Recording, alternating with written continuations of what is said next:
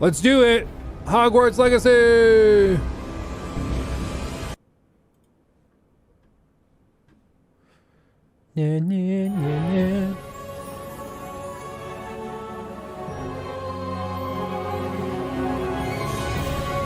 Dobby!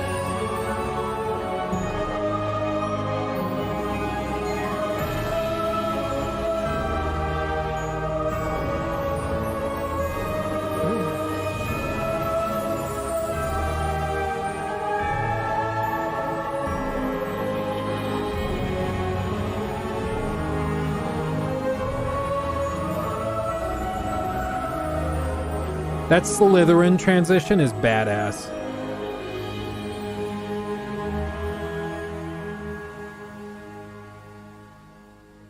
Hey everybody, welcome to the Hogwarts Legacy Gameplay Showcase. I'm Chandler Wood, Community Manager here at Avalanche Software, and I'm honored to introduce you to our panel subtitles today. in Arabic? First up, we have community guest host, Ben Snow. Hello. I can't believe this is happening. Thank you so much for having me. It's Babe and Baby. And from the Avalanche team, we have Game Director Alan Tu. Hello everybody.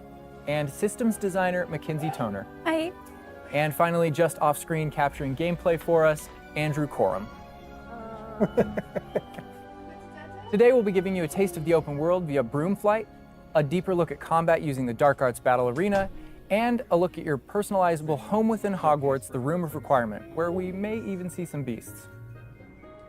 And we're starting right where we left off in our last gameplay showcase, just outside Hogwarts, which I love that we you can walk out of the castle after walking through everything and then just come out here and take off on your broom out into the open world.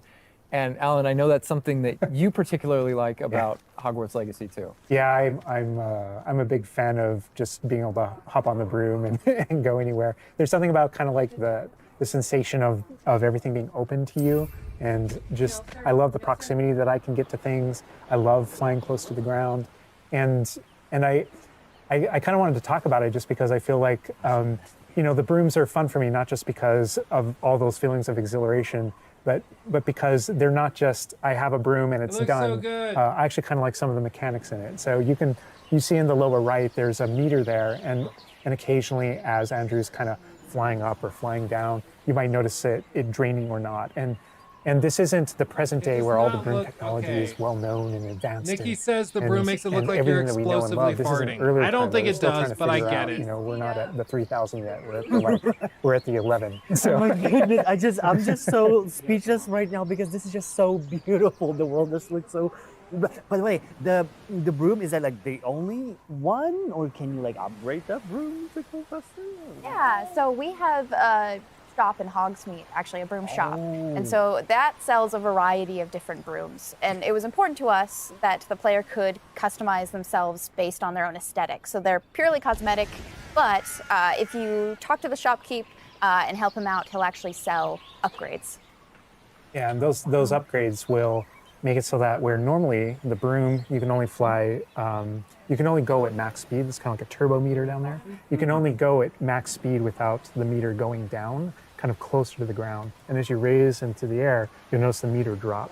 And so those upgrades will allow you to increase that distance from the ground. And the broom owner at the sporting goods store in Hogsmeade is trying to perfect the broom and get better at it and know it better. And you can participate that and get better and better brooms through that. I see. And I love that mechanic encourages you to actually explore the world and kind of stay close to the ground. It's not just a travel mechanic, point A to point B. You're not just flying high over everything, although it is beautiful, something I really love doing, but as well, there's lots to explore on the ground, and so kind of keeping you down at the ground level. And to me, it feels like it's got this kind of surfing vibe over the. Oh my god! Like I'm just like I want to snatch the controller from Andrew right now because I want to go to the mountaintop, I'm going to the forest, and to that hamlet, or I don't know if that's how it's called. I think that's what it is. No, it's awesome. We're actually gonna land here, and I feel like that you call it a hamlet is just perfect, just because customizable broomsticks. I like that. We all know from lore that Hogsmeade is the only all-wizarding village within Britain, but we wanted other opportunities to kind of meet other characters out here and to kind of populate the landscape, so it's not just kind of barren as you leave out this direction and that direction. And so we just imagine these different dwellings, these different smaller locations that wizards might live in out in the Scottish Highlands. And so it's those and so we refer to those as Hamlets, and they're opportunities to learn those wizard stories, how those different locations have kind of like learned to live, what their relationships are with characters at Hogsmeade and Hogwarts. And so they're both quest opportunities out here and a chance to kind of get to know more of the area, even beyond Hogwarts and Hogsmeade that we've already experienced. And you also notice on the mini-map, like lots of little icons, and each one of those represent gameplay in the Hamlets that you can participate in, whether it's a vendor or different puzzles and challenges or different secrets that exist. Each one of those icons are different opportunities for gameplay. And you'll notice that same thing as we venture out into the open world as well. So when you go out into the open world and you see those icons, whether they're on the mini-map or on your map or off in the distance, those things are opportunities to say, like, I want to increase my inventory capacity. They're puzzles left behind by old wizards, that you can solve that actually grant you those. If you see ruins off in the distance and you visit them, you might find opportunities to actually expand and learn about your ancient magic. And as you kind of encounter different enemies dotted on the landscape, sometimes those characters, poachers or dark wizards, might be hoarding different magical resources that are valuable to you as you're playing the game. So each one has kind of like a way to connect to our gameplay loops and provide different opportunities that just kind of reward you for poking around. I mean, I right away want to just cover all of those points on the map just by going over there. Well, we've flown on a broom already, but there is something that we haven't done so far, and that is getting on our flying mount. We're going to hop on our Onyx Hippogriff here. The Onyx Hippogriff is our pre-order bonus. Oh my god, there he just like pops out of the bag. Oh wait, you can use it as a horsey? I mean, As a horsey? A horse? Yeah, as a hippogriff, you can totally ride it like a ground mount, and you can lift off into the air. And we tried to make sure that each of those interactions, so the broom's really good at reaching that top speed, at kind of traveling the world as quickly as possible. But sometimes it's really nice to get on the hippogriff because of that ground speed or those transitions. And sometimes it just feels amazing just to be riding around on a hippogriff. Look at it. Yeah, it really is kind of like, I don't know, it's a great feeling being on it. And it's a great feeling managing those transitions, kind of going from run to fly and just being able to go wherever you want. And we tried to make sure that each one of these things that you can interact with have a unique identity and a reason for being. And oh my god, like I see like different like areas, like a swampy area. By the way, can you go to like entire map anywhere you go? Or there are regions that are like locked from you? Yeah, as soon as there's kind of a moment where the world kind of opens up to you outside of Hogwarts as a student, and right from that moment, early on in the game, you can go wherever you want. And so you might find more difficult challenges in different areas, and you'll see different spots as Andrew's moving around, like you mentioned, the swamp. But there, we have got like a coast, and we've got different types of environments out in the world just to kind of pepper your experience, reward you for exploring, keep things fresh. All those things exist as we're moving around. So cool. And I love that windmill. It's like so rustic. Like I keep forgetting that this is like 1800s. The Wizarding World we've never really seen before. Like it feels so authentic. Like it's part of it. Yeah, I love this vista too, and Can we also just appreciate that they're not going to have like cell phones in it? Because, dear God, if they did like a modern day Harry Potter, I'd lose my, I'd freak out. Not in a good way. Yes, please. I love snow. Like Harry Potter Facebook. Wrong wavy. They're so candid, it's adorable. This is so beautiful. Oh my goodness. This is so pretty. Okay, it looks so realistic. Oh my god, it changes the landscape like completely. Oh my god, does it have like actual like gameplay impact, like impact on the gameplay, or does it like it's just the weather of Scotland?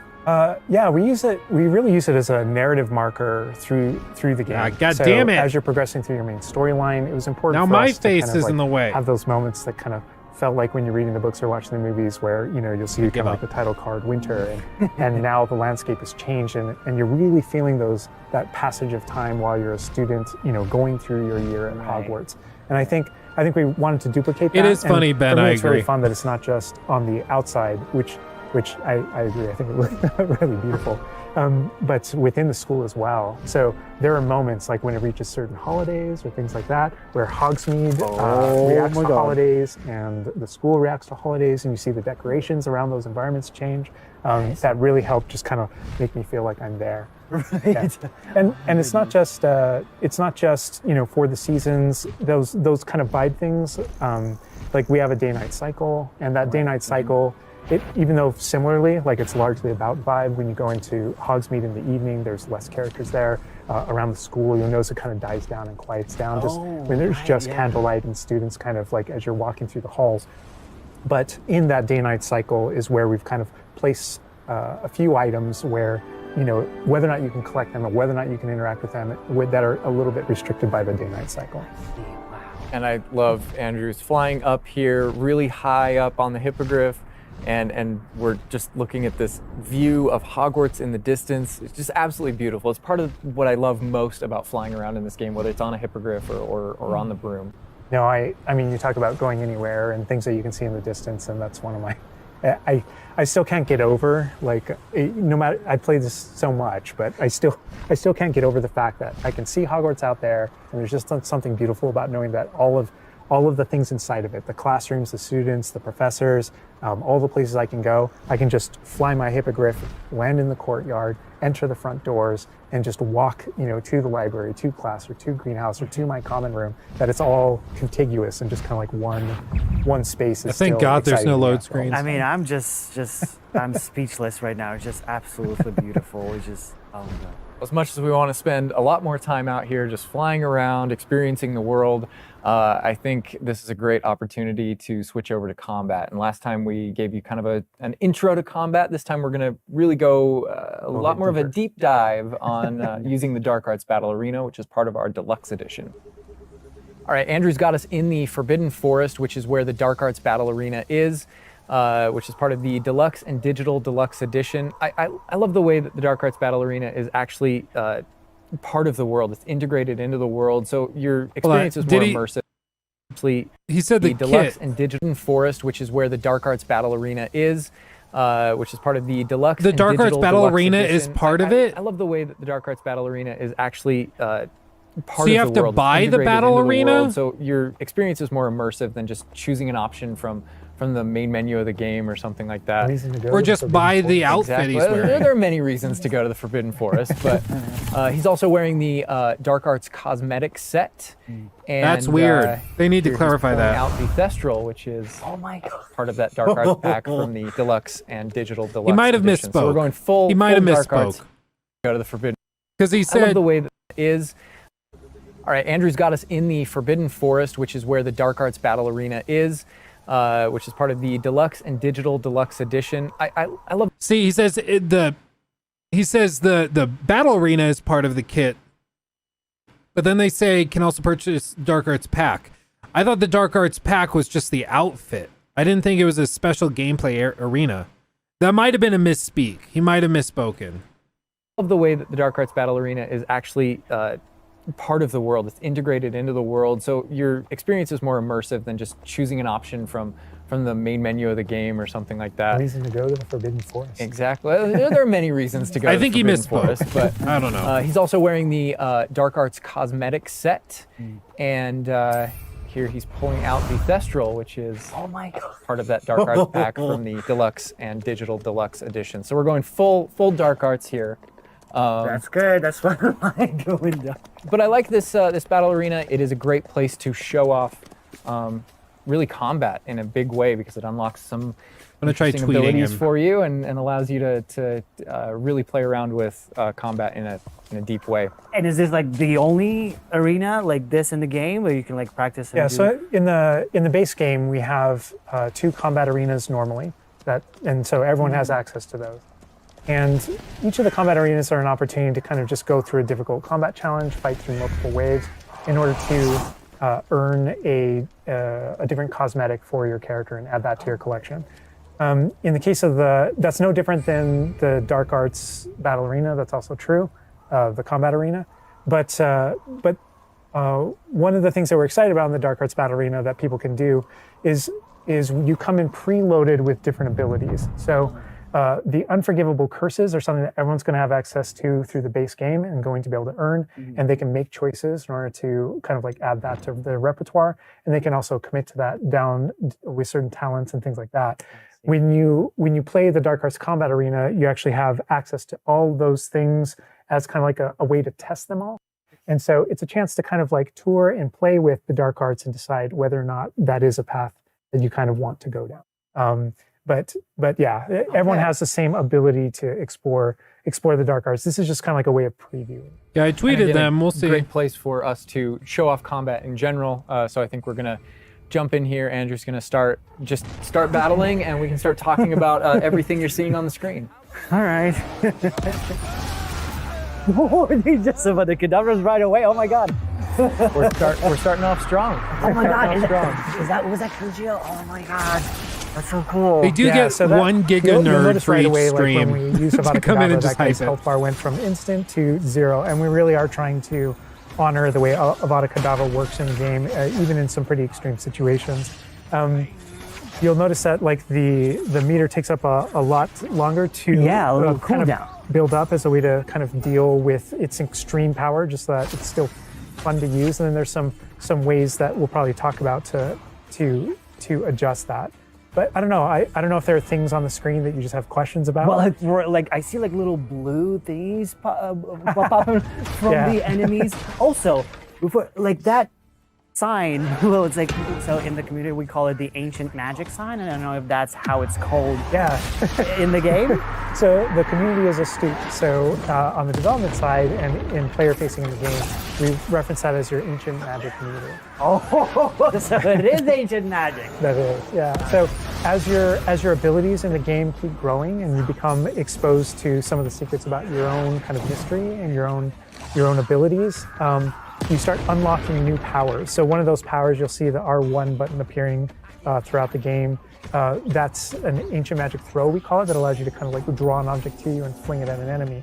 Okay. But whenever you see the R1 or the L1 plus R1 appear over somebody's head, that's an ability to cast a very devastating and powerful ancient magic spell to do a ton of damage against the character. I see. And the way that manifests itself depends on the type of enemy that you're fighting. And you'll see a wide variety of enemies in here that are pressuring the player in different ways. You'll notice there's abilities that kind of bubble up under the player as he's fighting that force him to move. And there's different ways that we want the player to kind of move around on the battlefield.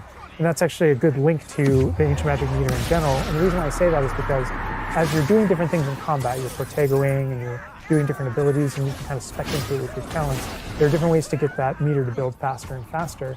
But one of the most effective base ways to build up that meter fast, that way you can launch these devastating attacks whenever you want to, is to actually perform combos. So you see that combo appearing, and it's almost like your emotions are building up, and then basically that builds up enough that you can attack someone. But as the combo meter builds up, at some point you strike someone and a piece of their magic kind of falls out of them. You'll see these blue orbs in the game world, and there's something that only you can see in the narrative, in the world. And it's another reason to move around on the battlefield. If you can go up and collect those things and suck them in, they give big jumps to that ancient magic meter as we're playing. We're talking a lot about spells and magic here, but I think there's another huge component of combat, and that is the tools that you can bring to combat as well to kind of change the way you play. And I think Mackenzie knows a lot about what's going on with the plants and potions. And so the tools are really interesting because they're basically like a prior investment. So you can bring the potions and the plants that you grow in the Room of Requirement to combat to essentially kind of help you defeat enemies a lot quicker and more efficiently. So some of the tools that you'll see here are like the rock skin potion. So that is something that basically covers your skin in this like rocky material that reduces the incoming damage that you're receiving. So against big enemies, hard-hitting enemies like trolls, that's super helpful. Oh my God, he's just destroying. The troll just collapsed from one of the cadavers. Obviously, we have the Wig and Will potion as well, which increases your health. And then we have the focus potion. So when Alan talks about having to balance Avada Kedavra with a long cooldown because obviously it's an instant kill, one thing that you could do is brew a focus potion, and that will increase how quickly your cooldowns regain. Right. There's just so much like versatility, like in what the character is doing to the troll right now. Like he's just bouncing around the arena. He's like nuts, and the troll makes him move around too. It's like, And I love that. I think I'm going to be playing with a Vada Kedavra. Yes, I'm going to be real. and so that's like when we were talking about the setup of the arena.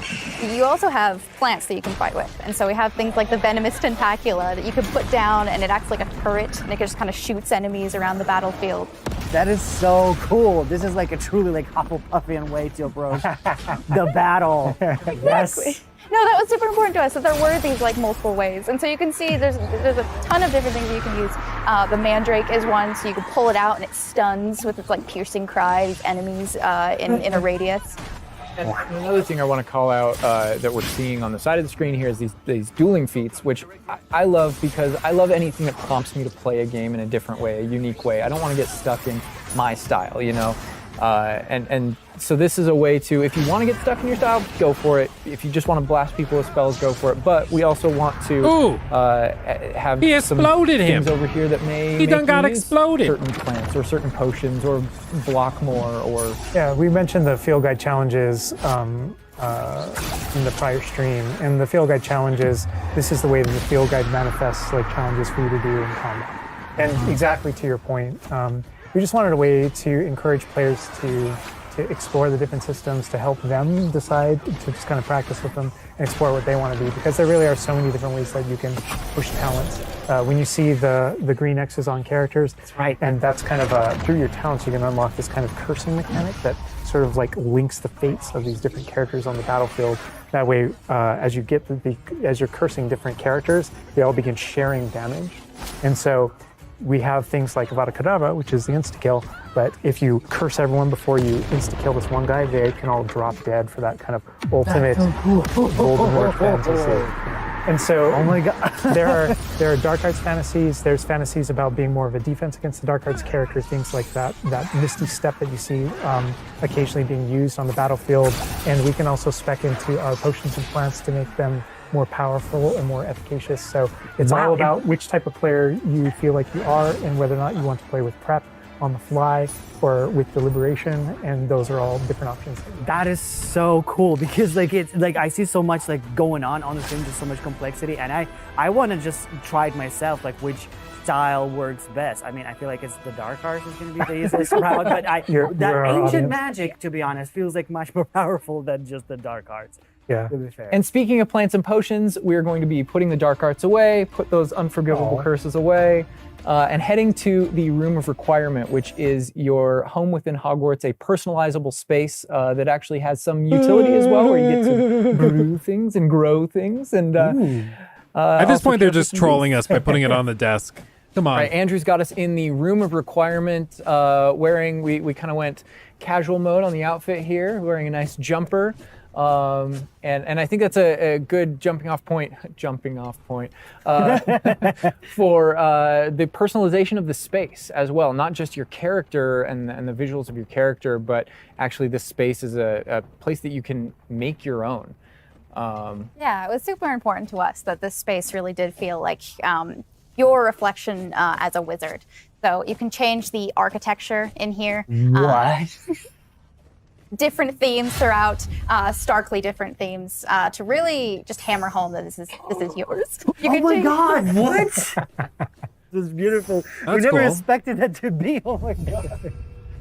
That's the thing, is not only can you change the architecture here, but you can actually conjure little objects into this space, as you can see. So there's like statues that you can do, and ornaments and tables and rugs and just a bunch of little things that really flesh out the space and bring it to life. Oh my goodness, because like we had an idea that those places where you brew stuff, that's where you can change, but you can do all of this. Where do you even get this stuff? Like there's a furniture store? Yeah, so we call them conjurations. And the conjuration recipes can be purchased at Tomes and Scrolls in Hogsmeade. But also as you engage in different types of gameplay throughout the world, you'll be rewarded with different objects. That's so cool. And you change color? You can change the color, you can change the size of it, and you can place it basically anywhere. Oh my god, it's so tiny. It's like from Baby Niffler. Seems like they're actually And I getting love a how the surprising amount of system, too, is inspiration designed- from it's Monster not Hunter World. Mechanical, it's immersive, and so you get the magical effect of conjuring it in, and you're you're actually doing this in the world as your character, but the way you've blended like that gameplay with the immersive design of personalizing the space. Oh my god, like, and I love the animation, how it like appears, you know, like it's not just like there, it's like it almost like it apparates. It is really quite beautiful, and that was the thing, is we wanted that to look really nice because the magic in the wizarding world is everywhere. It's physical, it's kinetic, and it's whimsical. We really wanted to nail that whimsy in this space. Another thing that I wanted to discuss is that not only can you like conjure things and you can change their look, but you can do that with the utility objects as well. So you can see that we have planting pots and potion stations. Nail you the can change whimsy look or of we those, riot. as well. And these are the areas where, as we had mentioned previously, you'll be growing your plants, you'll be brewing your potions. Right. So while you're also doing these like kind of nurturing based activities, this is also the space where you would bring your gear to be identified and gear to have like rates put on it, which I believe Alan can talk to. Oh. Yeah, we keep bringing up appearance and how it looks, and on a, like in the game you can look like anything you want to whenever you want to. But the player will be finding different types of gear, that we call it, as you progress through the game. And essentially, we just know that clothes and different items in the wizarding world can have different magical properties.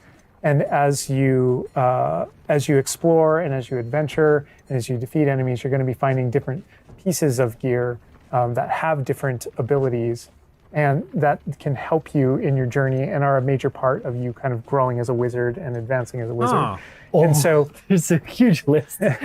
And not all the time, whenever you get a new piece of gear, you don't necessarily know exactly what it does. And so there is a station inside of the Room of Requirement that you can conjure. It's one of the first things you conjure, called an identification station, where you can actually bring that gear that you're uncertain about and learn what its abilities are. Right, yeah, that's so cool. And then as the space advances even further, and the space will eventually grow its own rooms, and you're going to get new recipes, you know, like Mackenzie's talking about, all these different things keep expanding. And as it expands, eventually you're going to earn what we see here, which is called a loom. And when you set up a loom, it's an ability to essentially customize exactly which magical properties are on your gear and take any piece of gear and adjust its properties and to tweak what it does. And I mentioned earlier that you can make anything look like anything. The collection of appearances, we call it, or cosmetics, we've been referring to it in this stream. Those types of things you can use, and you can apply a look to any other look. So if you get a piece of gear, you put it on, you look like that, but you can change it to look like whatever you want. That's so cool. And like you can just put some ability to this sweater, but then you can just swap that ability. Yep, and appearances you can edit whenever you want in the gear screen. The loom is specifically about applying traits and applying larger upgrades that just kind of grant you greater statistical advantage or give you really specific abilities that blend in nicely with where you're trying to go with your combat fantasy or talents and things like that. Interesting. I'm just seeing that they're just like pumpkin fur, mooncalf fur. Where does that come from? Yeah, and so you'll notice that the ingredients that are used to add traits and to upgrade your gear are based around beasts. So this is where we get into the beast care section, which is Lightbug on Twitter just replied to me. Kind of bigger space on the inside idea. And so you can see here we have a couple of beasts out. We have a graphorn and a mooncalf and a niffler and a kneasel as well. So quite a variety. Oh my god, he's just like a big puppy. They're so cute. Cuddling. Oh my god, they're together. Oh, that's so cute. They're adorable. And so part of beast care is petting them as well, but feeding them too. And so once you do those things, you in a minute. that's when they feel mishear safe it. enough that they'll give you their magical ingredients. So mooncalf fur, niffler fur, etc. That can then be used in your gear. That is like so like intuitive because like you know that makes sense because when you touch the animals you get some fur leftovers. That's so. Oh my god. Yeah, and we really want to hammer home the fact that this is like a home that you're making for them. So in the overland, you can find these beast dens and rescue these beasts. Part of doing so is brushing them and feeding them food as well, and to build that relationship with your beasts. in addition to be able to care for beasts, you can actually conjure things in this space as well. The house, the cottage. Yeah, right. And so we have like a lot of little ornaments in this area, and a lot of them are purely cosmetic, but they look really cool. Again, it's the personalization of this space. Oh my goodness, no, this is like, I'm gonna spend 8 hours just designing this whole area to personalize. This is like cool, it's like you have this little play area, like a personalized fish tank, so to say, just for the creatures. I love it. Yeah, no, totally. And there's like a decoration aspect, but there's also, we were saying inside as well, is there's a utility aspect to it too. So as you progress in the game and you're able to purchase more conjurations, you're able to speed up your process. So one of them, for example, is the food processor, which allows for the beast in the space to automatically get feed, so you don't have to do it manually. And so you're really building the progression for yourself here. In addition, there's also a toy box where you can play with your beasts. You'll see here, yeah. So you can, there's a bunch of toys in it, and each beast has their own favorite toy. So as you can imagine, the moon calf really likes the moon ball, or the Neasel, as like a little cat, really likes to chase the yarn ball as well. Right. And they're super cute. Oh my God. Watching them, it's so cute. And the big thing we really wanted to hammer home is Okay, that that is the world adorable. is a dangerous place. And so by going and rescuing these beasts and bringing them back here and caring for them, you're really helping them out. There's poachers in the overland who hunt these beasts for their material. So instead, you're Like caring for you? them. You're giving Because you them a need their home. materials to craft this stuff? You're part of the problem. Raptor is just gigantic. But he looks like my dog. We can't say my dog's right now for sure. You could actually name them as well. So like your dog. So getting back into that personalization, you know, yeah, we didn't want you to just like throw in, oh, here's a Graphorn in here. Like this can be named whatever Andrew's about to name them. Bruce. It's a good name. Nice. You know, we've created this really nice space, and you can get additional vivariums, correct? To different kind of aesthetics and looks to where you're keeping your beasts and caring for them. Progression is a big part of this space as well. So as you progress through the story, you will unlock more vivariums. So as you can see, this one's quite meadow themed, big, open, bright, but there's other ones, say like a swamp that you might encounter. And it's really a visual effect to and more space for your beasts. Oh, so it's like those, so when we're inside the room requirement, there's like on the left, there's that moon glow from one entrance and then some shrubbery going on the right. Is that what you're talking about? Yep, that's exactly it. Ah, oh, you put trees in here too. Oh my goodness. And another thing with the beast care that I think is great, you know, tying back to this same kind of thing that you did with like the broom, where the broom is not just a method of travel, it's actually built in and integrated into the world. In the same way, like beast care isn't just this added element. You're not just throwing it on top. There's really this like narrative and integration to Yeah, everything Everything. connects. So as you progress through the missions, you'll expand this space. As you earn resources, you'll go into Hogsmeade and use them to unlock the gameplay here and unlock new conjurations and different things to play around with. In the open world, it's in those different environments, like the different combat and conflicts and bandit camps and different things like that exist in the overland. Those things are what hold recipes that exist in the loom. So all these things have a way of connecting. Moonstone that you find out in the world is the resource that we use to conjure everything that's found throughout the world.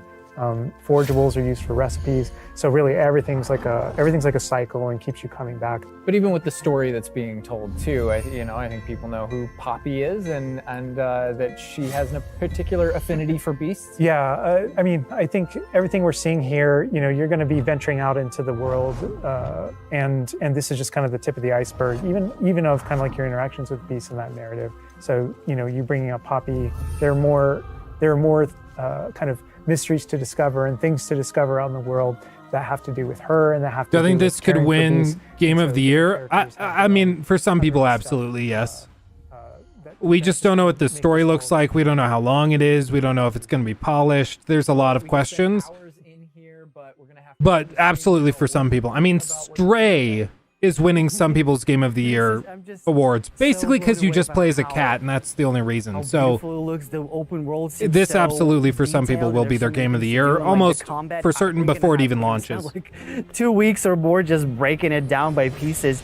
There's just so much to this world. Like, I'm so happy you guys did this overall gameplay.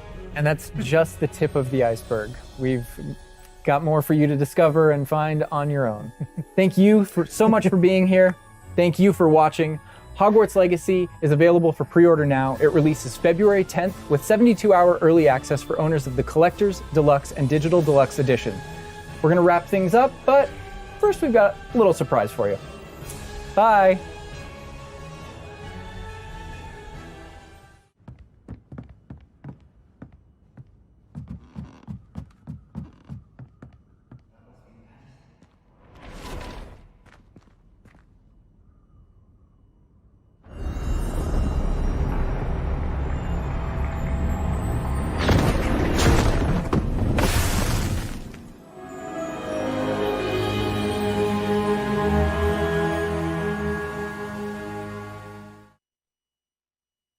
Somebody who knows Harry Potter stuff explain to me what that was. So somebody on Twitter did explain to me, or did show a picture. Digital Deluxe Dark Arts Battle Arena is listed now. I don't remember seeing this. Maybe it was there the whole time and we just didn't know what it was, but it is listed there.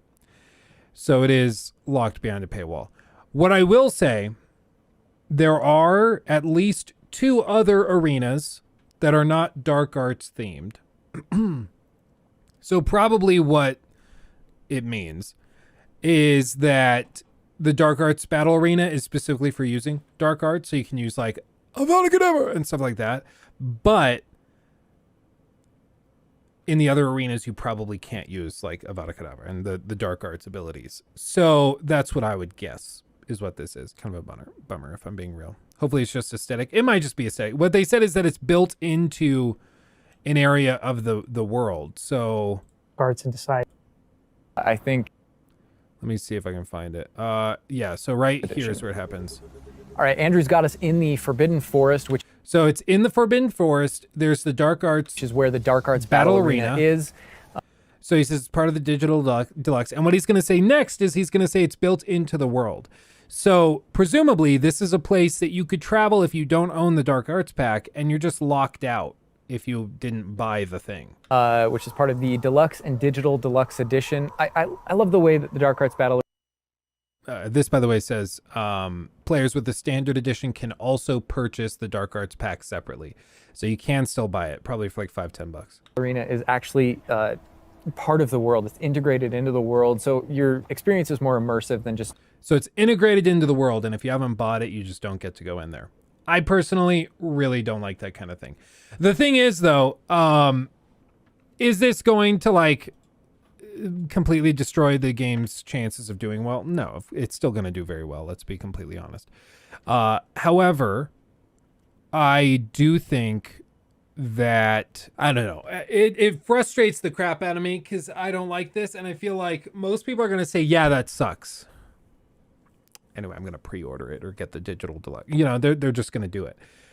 And that's exactly what Warner Brothers is trying to get you to do, and I get it. You know, they need to get their bag because, you know, Harry Potter licensing is not cheap, I'm sure. But, you know, for a reviewer, it's also tricky because what are they going to do? Like, if the rest of the game is amazing and they're like, but this thing is locked behind DLC, that is lame. Now, it could be that this thing is super lackluster. You guys remember Assassin's Creed Origins? They had a mission within the Great Pyramid.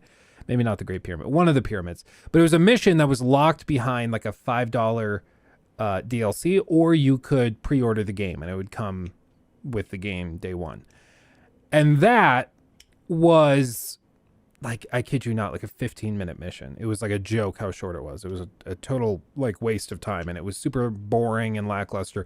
It's like they looked at their catalog of missions and quests and they're like, what's the most boring one and the shortest? Let's take that one and make it a pre-order bonus. And that's what they did. And honestly, like in that case, I don't, like, I'm not going to throw a fit over that, but still.